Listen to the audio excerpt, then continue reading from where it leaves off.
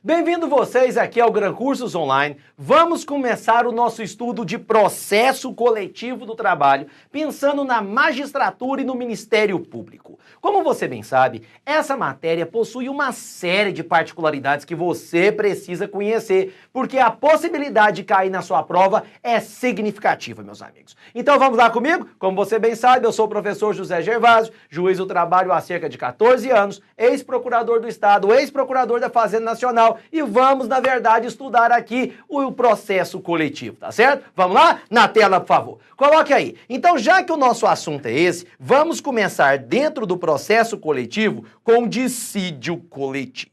E para falar sobre dissídio coletivo, você sabe muito bem, o dissídio coletivo, ele é justamente uma ação especial na Justiça do Trabalho, que serve para fixar regras jurídicas novas ou para interpretar uma regra existente, de forma a terminar um conflito coletivo de trabalho. Mas nós vamos escrever isso. Eu quero que você entenda. A luta de classes, ela é bastante natural no direito coletivo do trabalho. Você tem que entender que o conjunto de trabalhadores, é claro que eles querem melhores condições de trabalho, é claro que eles querem vantagens econômicas, assim como a classe patronal também quer maximizar a sua lucratividade. Também, evidentemente, olhando o lado deles, quer, é claro, ter menos despesas possíveis. Então, o conflito é bastante natural e inerente ao próprio capitalismo. Agora, o que você precisa compreender é como é que pode ocorrer a solução desse conflito. E aí nós temos uma ação especial, que é justamente o dissídio coletivo. Imagine você a seguinte cena. Imagine você que os funcionários aqui do Gran Cursos Online resolvem, na realidade, querer reajuste. Os funcionários, encabeçados, portanto, por Danilo, que trabalha aqui, ele faz o quê? Resolvem todos eles, então queremos reajuste de 20%.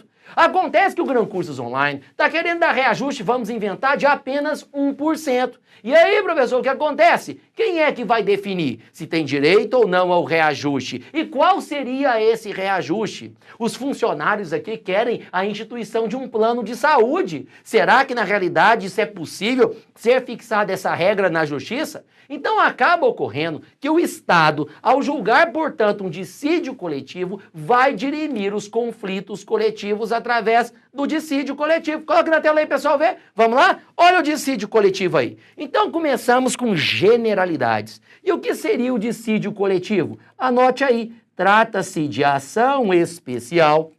Trata-se de ação especial destinada a fixar regras jurídicas ou interpretar regras jurídicas existentes de forma a pacificar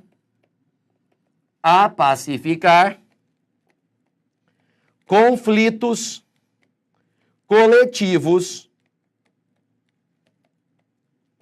do trabalho. Registre aí para mim, por favor. Olha lá. É uma ação especial destinada, então, a fixar regras jurídicas ou interpretar regras jurídicas existentes de forma a pacificar conflitos coletivos do trabalho. Tá certo? Faça aí o seu devido registro. Estou te aguardando. Manda ver. Anote aí, por favor. Vai fazendo aí o seu registro. Vamos lá? Beleza? Excelente. Professor, me explica mais um pouquinho enquanto eu estou registrando, mas só se for agora. Deixa aí na tela pessoal ver. Essas regras jurídicas, como vocês sabem, são regras jurídicas evidentemente abstratas, que vão ser aplicadas para aquele conjunto de trabalhadores nas suas relações trabalhistas com seus empregadores respectivos. Então, simples assim. Então, essas regras jurídicas de que nós estamos falando aqui são regras jurídicas o quê? Opa, volta para lá. São regras jurídicas abstratas. Então, vou marcar aqui com você, ó. Regras jurídicas abstratas. Olha aqui. Beleza? Vamos lá. Faça as devidas anotações. Excelentes. Se você entendeu essa lógica, é necessário que você compreenda que nós temos duas espécies de dissídio coletivo. Nós temos um dissídio coletivo de natureza econômica e um dissídio coletivo de natureza jurídica. Professor, qual a diferença? Enorme. Começamos, na verdade, com dissídio coletivo de natureza econômica. Nesse tipo de dissídio coletivo, nós vamos falar na fixação de regras jurídicas. Ah, professor, mas é só fixar ou eu posso revisar uma regra que já existia? Ora, meu amigo, a partir do momento que você revisa uma regra que já existe e você altera ela, você está fixando uma nova regra. Então coloca na tela, pessoal, ver, vamos lá? Me acompanha, por favor. Então, quando nós temos, então, um dissídio coletivo de natureza econômica, vai anotando, nós estamos falando em espécies de dissídio coletivo. Olha só, função de instituir normas e condições de trabalho a ser aplicáveis às relações individuais trabalhistas. Professor, me dá exemplo, coloquei para você, ó, reajuste salarial, jornada de trabalho, etc. Então, como eu te disse, imagine você que o Gran Cursos Online, ele na realidade resolva, ó, eu vou dar reajuste no máximo 1%, mas os trabalhadores não querem. Então, o sindicato dos trabalhadores vai ajuizar, então, contra o quê? O Gran Cursos Online. Contra o Gran Cursos Online o quê? Um dissídio coletivo. E esse dissídio coletivo é, no meu exemplo, para buscar a definição de um reajuste, porque os trabalhadores estão querendo 20%, o Gran Curso quer dar 1%. No meu exemplo, olha aí para você visualizar a cena. Tá aí. Então, e aí, a Justiça do Trabalho vai decidir justamente qual vai ser esse valor do reajuste. Esse é um típico dissídio coletivo de natureza econômica. E como você está vendo, a partir do momento em que nós fixamos uma determinada regra, é claro que você está criando uma situação nova. Ao criar essa regra, você há de convir comigo que nós estamos fazendo o quê? Estamos, na realidade, criando o direito, porque se você fala que vai ter um reajuste, vamos inventar que a Justiça do Trabalho deu um reajuste de 10%. Não foi nem os 20% dos trabalhadores, nem 1% do empregador. Imagine você que ao fixar em 10%, eu pergunto, não foi reconhecido aí, não foi criado ali um direito? Foi, professor. Não gerou uma obrigação, portanto, o Gran Cursos pagar esse reajuste? Sim, professor. Então eu pergunto, não criou-se uma regra nova? Então essa decisão tem natureza constitutiva. Coloca na tela, pessoal, ver? Vamos lá? Olha só, a sentença possui natureza constitutiva. Vai anotando aí, pois cria normas jurídicas a serem seguidas pelos membros que integram as relações de trabalho em aspecto individual e coletivo em uma determinada categoria. Em uma determinada categoria. Beleza? Tá anotando aí? Vai fazendo o seu registro então, meus amigos. Professor, que sentença é essa? É a sentença normativa. Enquanto você está escrevendo, eu vou te explicando. Claro, você pare aí o vídeo, volte, assiste de novo, sem problema nenhum. Então imagine você que o Sindicato dos Trabalhadores entrou contra o Gran Cursos Online com esse dissídio coletivo. Aí vamos imaginar quem julgou, professor. Quem julgou esse dissídio coletivo foi o Tribunal Regional do Trabalho. Vamos colocar aqui, ó, da 10ª região, que abrange o Distrito Federal e Tocantins. Como é que você acha que chama o acórdão que julga o dissídio coletivo? Nós estamos falando que aquele acórdão que julga o dissídio coletivo no mérito, ou seja, que decide aquele reajuste no exemplo que eu te dei, chama-se sentença normativa. Mas nós vamos estudar mais sobre esse ponto mais na frente. Vamos lá? Lembrando que aqui nós estamos preparando para magistratura e Ministério Público. Vamos lá, o seu nível é outro. O seu nível é outro. Presta atenção. Pronto? Fez a sua devida anotação? Excelente, professor. O que mais eu preciso saber? Se você já entendeu que o dissídio coletivo de natureza econômica é aquele em que nós vamos ter a fixação, então, de regras novas, você tem que se lembrar que existe um outro tipo de dissídio coletivo. O dissídio coletivo de natureza jurídica. Nesse de natureza jurídica, já existe uma determinada regra. Só que essa regra, a interpretação dela está gerando uma série de dificuldade e conflito coletivo. Vamos a um exemplo. Imaginem vocês, meus amigos, que esteja escrito, vamos pegar um exemplo. Imagine você que esteja escrito numa convenção coletiva de trabalho. Você sabe que a convenção coletiva é assinada pelo Sindicato dos Trabalhadores com o Sindicato Patronal, o Sindicato das Empresas. E aí, professor, o que acaba acontecendo? Nesse caso, está escrito na convenção coletiva de trabalho: o empregado tem direito a uma cesta básica por mês. Está escrito o empregado. Aí adivinha o que acontece? Alguns empregados que estavam na realidade afastados em virtude de benefício previdenciário, vamos pegar um exemplo. Faz de conta que o Danilo aqui do Gran Cursos, ele pegou, vamos inventar, malária, febre amarela, tifo, H1N1, tudo junto. Se afastou, está recebendo auxílio doença. Auxílio doença, como diz o povo na rua, está encostado, né? Ou seja, que é a expressão popular que todo mundo fala. Então ele está recebendo um benefício previdenciário, tudo regular, tudo certo, sem discussão. O que acaba acontecendo é que ele está com o contrato de trabalho dele suspenso. Só que aí, de repente, o Danilo percebeu que quando ele ficou com o contrato suspenso, o Gran Cursos não estava, na realidade, dando a cesta básica que estava escrito na convenção coletiva. Lembra que a cláusula que eu inventei da convenção coletiva estava escrito: o empregado possui direito a uma cesta básica mensal. E aí, meus amigos, o Sindicato dos Trabalhadores começa a ver que várias empresas estão fazendo a mesma coisa. Toda vez que o trabalhador está de benefício previdenciário, ou como diz o povo na rua, está encostado, ele não está recebendo aquela cesta básica. Ou seja, os sindicatos dos trabalhadores falaram: mas peraí, ele é empregado ainda? Não é porque ele está, na verdade, com benefício, que ele está encostado, que efetivamente ele deixou de ser empregado. Tem que dar a cesta básica sim. O Sindicato dos Trabalhadores pensou isso. O Sindicato das Empresas pensou: não, quando nós assinamos essa convenção, nós estávamos pensando que é para entregar a cesta básica para aquele trabalhador que está lá trabalhando no dia a dia. É isso, e não para aquele que está com o contrato suspenso.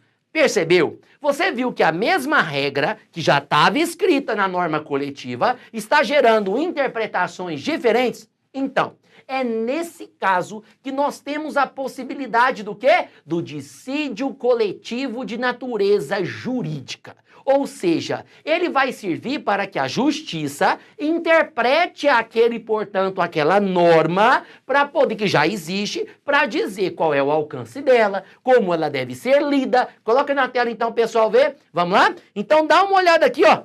Dissídio coletivo de natureza jurídica.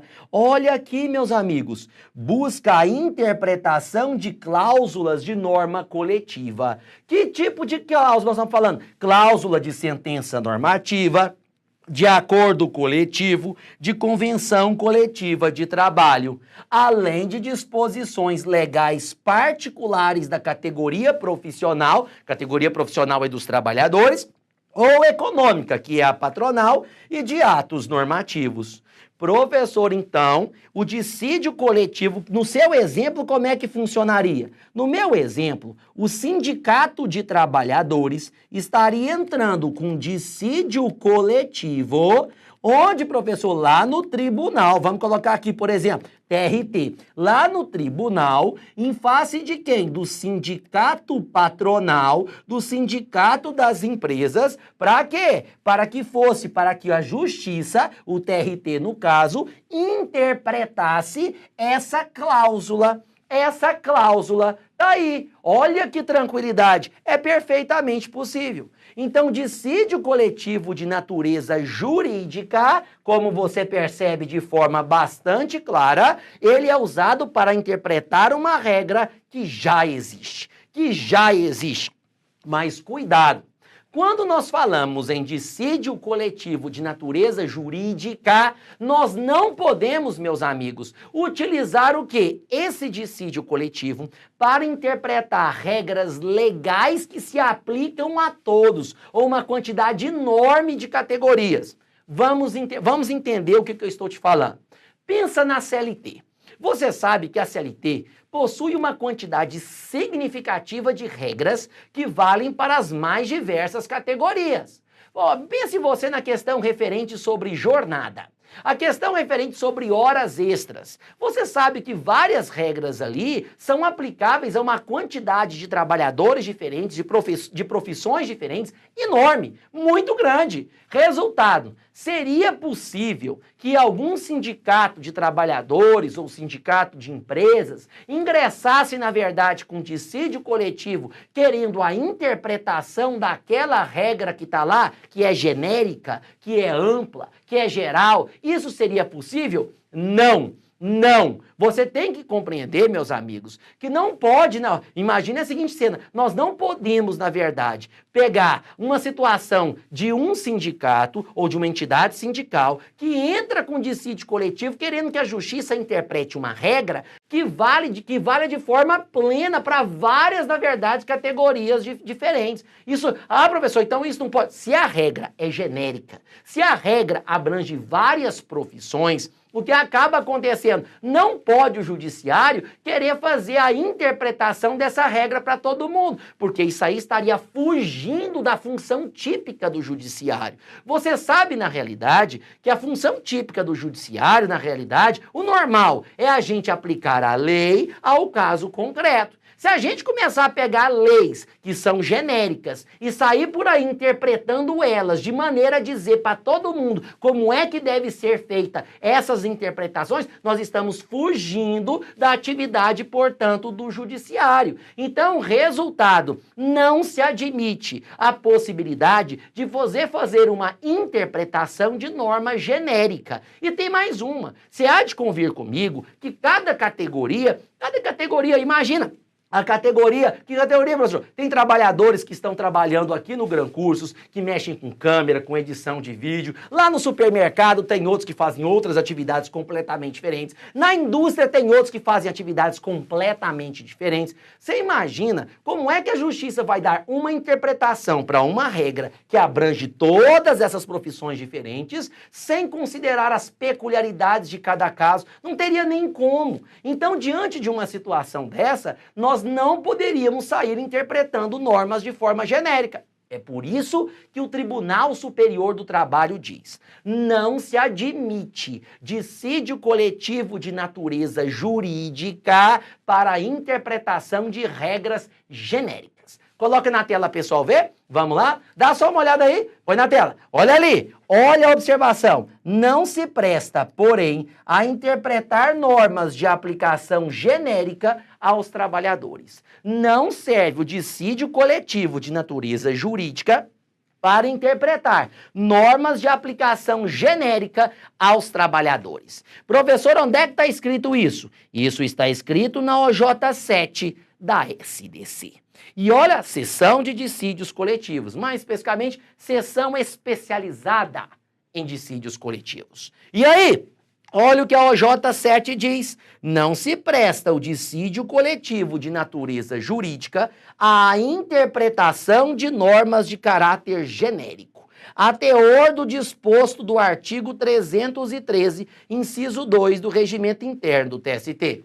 Professor, mas esse tipo de situação pode cair na minha prova de concurso? Cai, meu amigo. Eu trouxe para você, inclusive, aqui um exercício para você ver. Põe na tela aí, pessoal, visualizar. Vamos lá? Dá só uma olhada, por favor, no que está escrito, meus amigos. Aqui nessa questão da FCC 2015, TRT da 15ª Região, prova para juiz. Em relação ao dissídio coletivo e com fundamento na doutrina, na lei e no entendimento pacífico do TST, o dissídio coletivo de natureza jurídica é uma ação declaratória que tem por objetivo interpretar norma legal de caráter geral para toda a classe trabalhadora.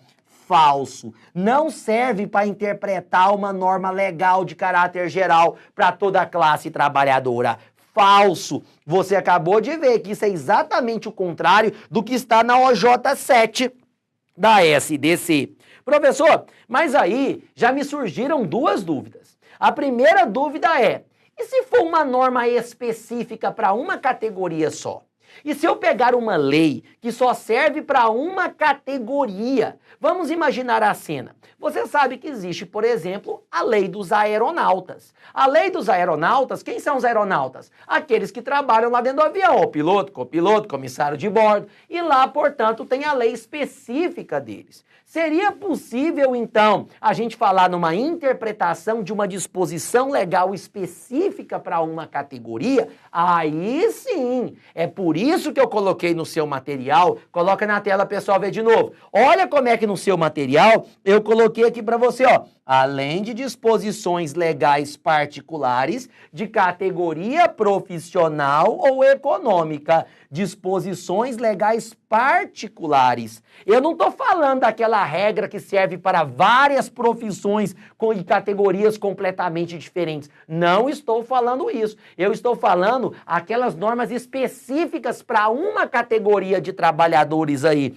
Tá vendo a situação? Aí nós podemos ter, beleza? Perceba que a OJ veda o quê? Olha o que a OJ veda. Não se presta o dissídio coletivo de natureza jurídica para interpretar normas de caráter genérico.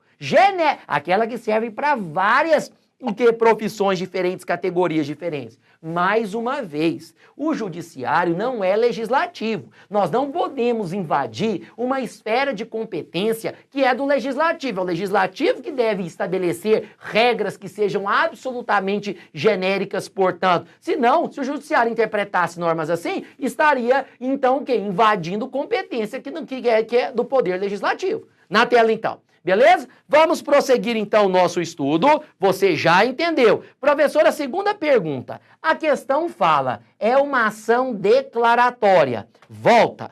Você tem que entender que, de fato, a sentença normativa, ou seja, a decisão do tribunal que julga um dissídio coletivo de natureza jurídica, adivinha qual é a natureza dessa sentença normativa? É declaratória. É declaratória, porque ela somente declara qual é a interpretação que é cabível. Ela é declaratória, ela não é constitutiva. Beleza? Todo mundo visualizou a cena? Excelente. Registra aí, por favor, que a natureza, então, ela é efetivamente declaratória. Ótimo, já que ela apenas interpreta uma norma. E aí vem uma pergunta natural de todos vocês. Seria possível eu ter um dissídio coletivo de natureza jurídica para interpretar um regulamento empresarial? Vamos imaginar a cena. Imagine, por exemplo, a situação referente aos Correios. Os Correios possuem regulamento, vamos colocar aqui empresarial. Ou então vamos supor, na verdade, que estamos falando do Gran Curso Online, tem um regulamento. Será que na realidade pode ser utilizado um dissídio coletivo movido pelo Sindicato dos Trabalhadores ou pela entidade sindical que representa aqueles trabalhadores, em face de quem? Daquela empresa, para que o judiciário possa interpretar aquele regulamento? Mais uma vez, imagine agora que aquela previsão, né? O empregado tem direito a uma cesta básica mensal. Não estivesse em convenção coletiva, tivesse, por exemplo, no regulamento de uma empresa como, por exemplo, o Gran Curso Online. E aí gerou aquela dificuldade. O Gran Curso estava entendendo o meu exemplo, que na realidade só tem que entregar essa cesta básica para quem está trabalhando, e os sindicatos trabalhadores entendem que não é assim. Resultado, será que eu posso utilizar um dissídio coletivo de natureza jurídica para fazer a interpretação de uma norma de um regulamento empresarial? O Tribunal Superior do Trabalho diz que sim. Coloca na tela aí, pessoal, ver? Vamos comigo? Dá uma olhada então, meus amigos, por favor, no que está então registrado nesse julgado do TST. E o julgado é muito claro pra gente. Olha aí, ó, SDC, professor de 2008, sim, mas esse julgado é bem claro, que mostra justamente a posição da Corte Superior. Vamos lá? Vamos lá então para você compreender. Eu vou começar direto, portanto, na situação referente ao item 3. É cabível o ajuizamento de dissídio coletivo de natureza jurídica resultante de disputa ou discussão quanto à interpretação constante do regulamento interno da empresa, a qual provoque a configuração de conflito coletivo, cuja solução exija pronunciamento judicial por meio de ação de conteúdo declaratório quanto ao sentido e alcance da norma questionada. Olha só, olha aí para você ver. Então, é possível? Sim. Então, anote no seu material. O TST admite o dissídio coletivo de natureza jurídica para fazer o quê? Para interpretar norma de regulamento empresarial. Para interpretar norma de regulamento empresarial. Beleza, professor? Vamos prosseguir? Todo mundo anotou? Estou aguardando. Estou aguardando. Professor, eu quero o número desse julgado. Olha o julgado aí.